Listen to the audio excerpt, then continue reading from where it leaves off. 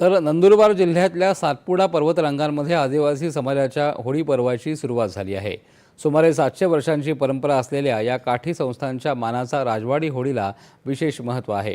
सुमारे 300 किलोमीटर पायी प्रवास करून होळीचा बांबू गुजरातमधून आणण्यात आला। आदिवासी पुजाऱ्यांच्या हस्ते त्याची विधिपूर्वक स्थापनाही करण्यात आली। या महोत्सवात परिसरातील शेकडो गावातील पारंपरिक बावा, बुद्ध्या, गेर आणि ढोल पथकांनी सहभाग घेतला।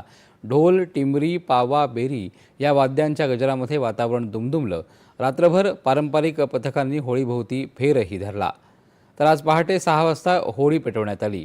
पेटत्या होळीभोवती भक्तिभावानं फेर धरण्यात आला। होळीचा दांडा जमिनीवर पडल्यानंतर त्याचा शेंडा एका झटक्यामध्ये कापला जातो।